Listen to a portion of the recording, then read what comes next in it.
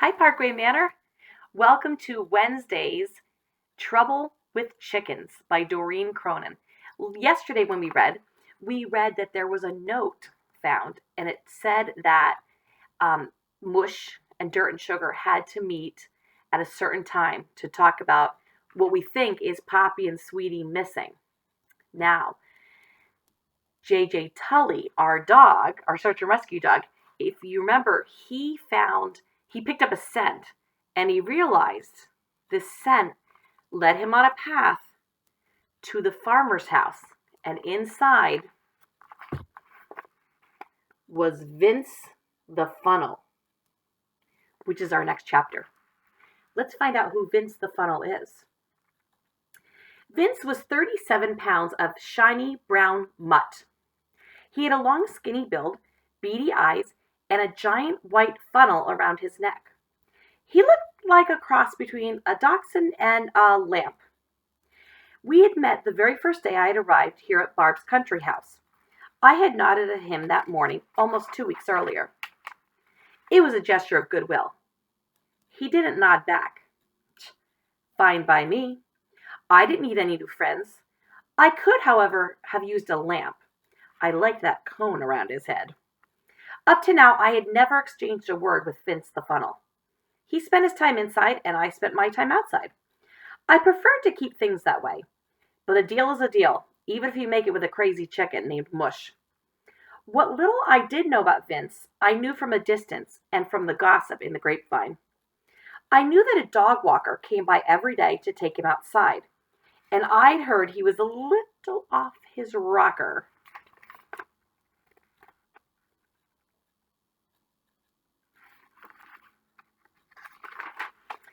While I was taking an inventory of what I knew about Vince, Mush kept herself busy by losing her mind.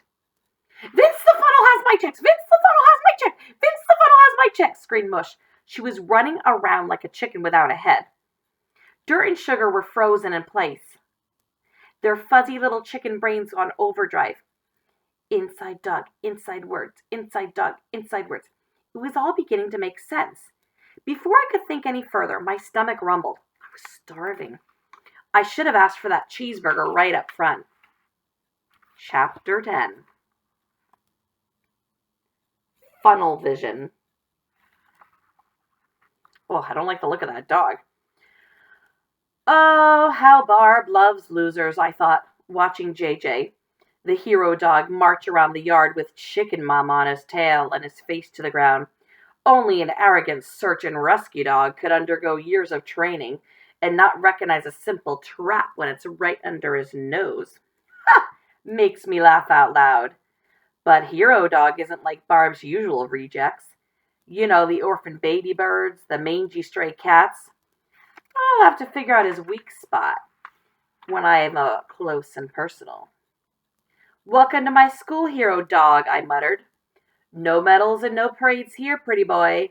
Just my house, my yard, and my rules. Soon you'll meet one brilliant alpha dog who doesn't like company. Ha! I chuckled to myself and then leaped off the table in front of the window. On the way down, the funnel caught the edge of the lamp and it crashed to the floor. The lamp shattered and a bulb burst. 2 tiny chickens squawked. I couldn't have planned it better myself. Now, boys and girls, I don't know if you noticed, but the voice changed in that chapter. That wasn't J.J. Tully speaking. That was Vince, the funnel dog, speaking. Chapter 11. Why me? Vince's shadow had disappeared, and the commotion made it clear that it no longer behooved us to rendezvous with him. I didn't have to turn around to tell what was going on behind me.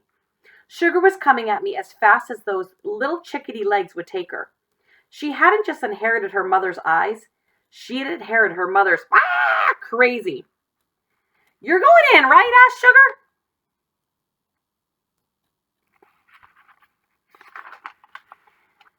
I rolled my eyes. I'm not going anywhere until I have more information. You have all the information you need. Poppy and Sweetie are in that house. You said so yourself. No, I said the trail leads to the house. Are you listening to me? Do you even have ears? For the first time that day, I bothered to check to make sure if chickens do have ears. And they do. Sugar looked over at the house. The back steps were just a few yards away. To the right was an old bird bath. To the left was a droopy tomato plant. Barb must have saved all the pretty for the front of the house. I'm going in, Sugar chirped. She was off in a flash with her eyes locked on the doggy door. In that second, I was sure of only one thing. If she went in, she wasn't coming out. I grabbed her by the scruff of the neck and looked for someplace safe to stash her for a few minutes. So I tossed her up on the bird bath. Now sit down and keep quiet. And she kicked a pebble at me. Oh, she's got some spirit. I thought about the small town in the Midwest that held a parade in my honor after I pulled 3 tornado victims out from under a mountain of debris. If you had told me then that I'd someday be dodging pebbles tossed by a baby chicken, I would have bitten you and bitten you hard. Like I said, I didn't belong here. I was as out of place in the country as the guy I once pulled out of a snowy cave in his pajamas. Life sure is strange, mister. Chapter 12. Come on down. The stairs leading up to the back door were steep and narrow. Each one sagged a little bit more than the one above it. The back door was rusty and crooked, with one small window and a floral shade. I steadied myself on my back paws and then peered in through the strip of glass beneath the bottom of the shade. I could see down a long, dark corridor with a polished linoleum floor. Off to the right, I could just make out the edge of a refrigerator in an orange kitchen. Straight ahead, at the end of the hallway, was a dark room with a big screen TV showing a game show. The game show host was laughing while an energetic woman in a wrinkled green dress was jumping up and down. Guessing she must have won. It was dizzying. I had to look away to clear my head. I looked back down the long dark corridor. I could make out the dim, gleaming arc of a giant plastic cone. Vince was sitting on the couch, but only for a second. Before I could even get my front paws back down to the top step, he leaped off that couch and charged the back door.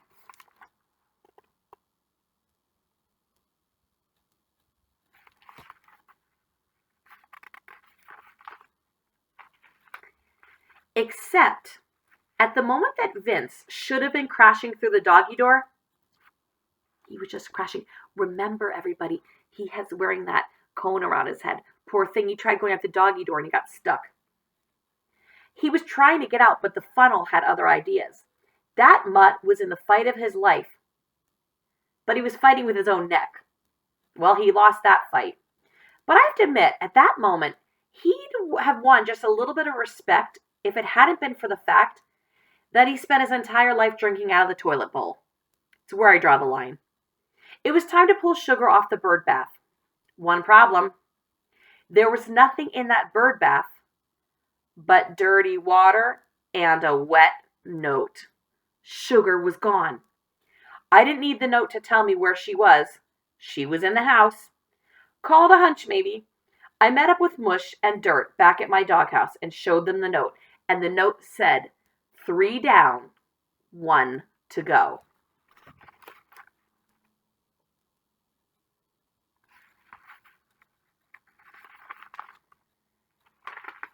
I thought Mush might crack into a million pieces right then and there.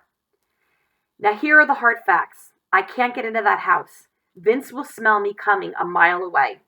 But we need more information if we're going to get them out of there. Dirt was all ears. Mush was all mouth. I can fit through the door, she said. I'll go in. Her left foot was bouncing up and down again. That strange tick was really getting on my nerves. I've seen you under pressure, I answered. Bad plan. There's only one of us who can pull this off. Dirt planted her feet, raised her dark eyes, stuck out her skinny chest. Now, she looked like a toothpick with a head. She was about to speak when a ladybug flew by. Oh, pretty polka dots, she remarked. Oh, brother.